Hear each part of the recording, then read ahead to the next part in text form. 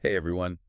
Have you ever felt like your credit score is this big mystery, kind of like a secret code that unlocks all these financial doors? It definitely can feel that way. Well, get ready to crack that code because today we're going deep, deep, deep into the world of credit scores.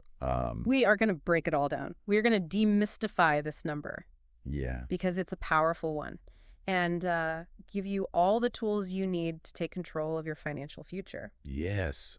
We're talking building it from nothing. We're talking about how to boost it if it's seen better days Absolutely. and Right. what it even means to have amazing credit. Yeah, because it really does open doors, right? He does. Better interest rates when you need a loan, that dream apartment, maybe even, some jobs in certain industries are going to look at that. Yeah.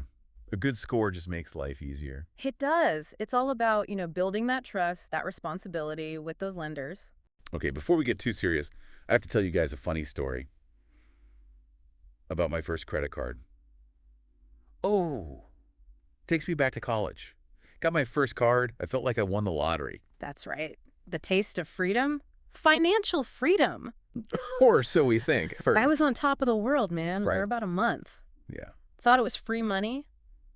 I may have gone a little, overboard on those late night pizzas Oh, yeah. and those trendy clothes that seemed like a good idea at the time. I think we've all been there. It's a learning curve for Yeah. sure. Big time. Yeah, that first bill arrived. My jaw, I think, hit the floor. Right. I was like, how am I going to pay this off? That was a crash course in budgeting and the reality of interest. Right. They get you. Thankfully, my older sister, she gave me some tough love and helped me figure out a plan, get back on track. It's so important to have those support systems Oh, it's so key. and to learn early. Yes. Shape my financial habits for the better. Yeah. But it showed me how important it is to start building good credit early on. Absolutely. It's like anything else. You start a savings account early. The sooner you begin, the better off you're going to be. You have more time to build that positive history. So where do you even begin? What are those first steps, especially if you're starting from scratch? Well, even if it seems basic, opening a bank account, it's huge. Having a checking and a savings account, it shows those lenders that you're in the game, You're you're participating. managing your money. It's that foundation. It's like the first brick in the house, right? Exactly. Exactly. Once you've got that, a great next step is a credit card. Now, if you're new to this, a secured card or a student card can be a good option. Okay. Usually have lower limits, which is actually a good thing as you're learning the ropes. You don't want to get in over your head too So quickly. you're starting small. It's Yeah. all about building. Yeah. Exactly. Make small purchases, and this is key. Pay that balance off in full every month on time. Okay. That shows them, hey, you can trust me. I'm responsible. It's building that financial Like trust. you're proving yourself a little bit. Yeah. Exactly. And each one of those on time payments, it's like a little gold star on your report. Slowly but surely, it builds that score. Now, another strategy, especially for, younger folks, becoming an authorized user on someone else's card. Maybe a parent, a guardian, someone with good credit. Oh, that's right. Yeah, yeah. Benefit from their good habits. Exactly. It's like a little boost from their history, a head start, riding their coattails a bit. Okay, I like that. That's a great tip. Now, what about those of us who we've got a score, but maybe it's seen some things? Yeah, yeah. It could be better, right? What are some things we can do to give it a boost? That's a great question, and a lot of people are in that boat. One of the most important things, check that credit report. You can get a free copy every year from each of the three credit bureaus. Okay, so knowledge is power, right? We always say that. It is. It is. Yeah. The more you know, the better you can kind of fix things, and it helps you catch any mistakes that might be dragging your score down. Absolutely. Even small errors can have a big impact, so you want to dispute those, and those websites make it really easy, thankfully, to file a dispute online. Be proactive. Stay on top of it. It's all about being proactive. Makes sense. Now, earlier you mentioned credit utilization. What is that? How does that play into my score? So credit utilization is a big one. That's how much of your available credit you're actually using. Like, say you've got a card with $1,000 limit and you've got $500 on there. Your utilization is 50%. So the lower that number is, the better. Generally, yes. You want to aim to keep it under 30%. That shows lenders that you're not maxing out your cards, you're managing it responsibly, you're not desperate for credit, you've got a handle on your finances. It's kind of like, if you walk into a store and everything's on sale, 75% off, you might think twice. Right, right. But if it's just a few things marked down, you're like, okay, they're managing their inventory. They're doing all right. Huh. Okay, so that makes total sense. Yeah. So how do we lower it? What are some things we can do? One thing, and it seems simple, but paying more than the minimum on those credit card bills, every little bit helps. The faster you pay it down, the lower that utilization goes, the better you look. So it's not just about paying on time, but like how much of that available credit I'm using. You got it. Now, Mhm. this might sound weird, but your mortgage plays a role too. Okay, now you have to explain this one. Yeah. My mortgage. What does it have to do with my credit cards? It's not about the credit utilization ratio directly, but stick Mhm. with me. Any debt you reduce, it kind of makes you look better overall, right? So if you're making extra payments on that mortgage, you're freeing up more of your overall credit in the long run. So even though it's not on the report card per se, it's showing I'm responsible with my big debts. Exactly. It's a subtle thing, but lenders, they notice. Now, another term you'll hear, diversifying your credit mix. So it's not just about having a bunch of credit cards. Right. Lenders like to see you can handle different types of debt. A car loan, maybe a mortgage if you've got one, things like that. So different payments, different terms. It shows I can juggle. Yeah.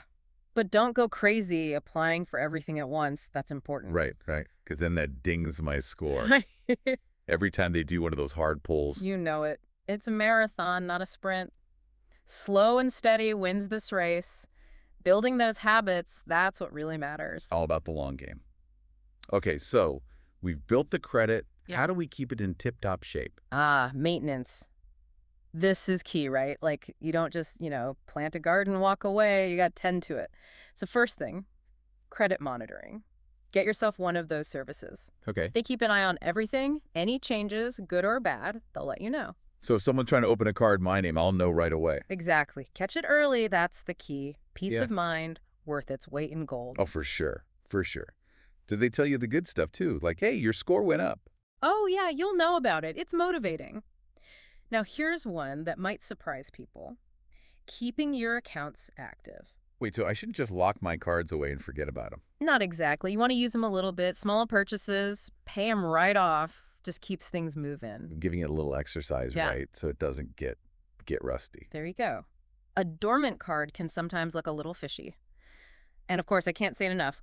On-time payments gotta be your religion. That's the golden rule, right? Don't be late. Seriously, even one slip-up can hurt you. Late payments, they stay on your record for years. It's like a bad grade that just won't go away. So set those reminders, automatic payments, whatever you gotta do. It's like having a personal assistant for my money. I like that.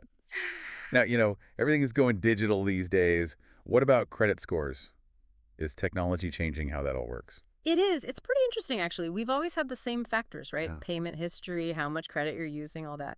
But some lenders are starting to look at other stuff, too. Okay, like what? Your rent payments, for example, do you pay those on time?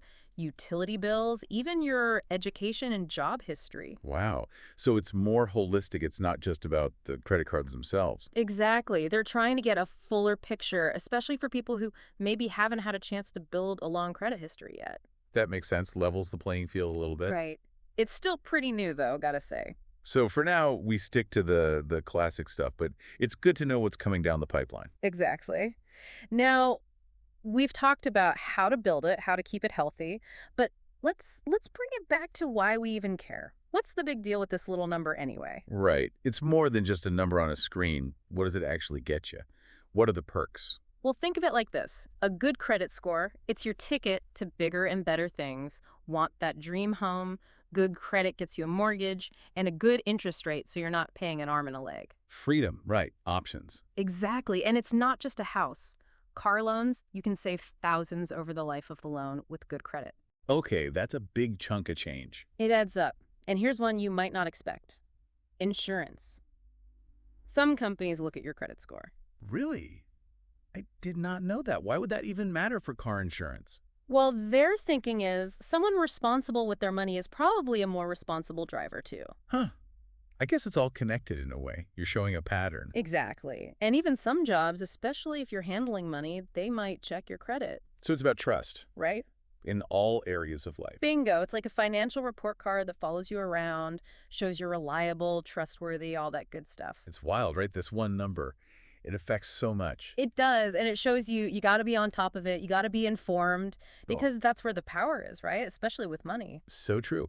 And the good news is you don't have to be like a financial whiz to get it. It's about taking those steps. You've got more control than you think. I love that. It's about feeling empowered, not overwhelmed, right? And when you take control of this part of your life, well, it can spill over into everything. This has been, I'm telling you, such a good reminder for me too. We went from like the basics all the way to, wow, even my insurance is affected. Right. It's a deep dive for sure. And these conversations, it reminds me, we're all in this together. We're all learning as we go. 100%. Sharing those stories, those tips, that's what it's all about. We make better decisions that way. Absolutely. So we've covered a lot of ground, the what, the how, the why. But there's one more question, and I'm going to leave you with this. The when. Boy, I like that. When will you take that step, that first step, or maybe the next step toward really taking control of your financial future? Because you have the power. It starts today, right? That's right. One step at a time. Smarter choices, a more secure future. That's what we're all about. Couldn't have said it better myself. Thanks for diving in with us today, everybody. And remember, knowledge is power. Keep learning, keep growing that score. We'll see you next time.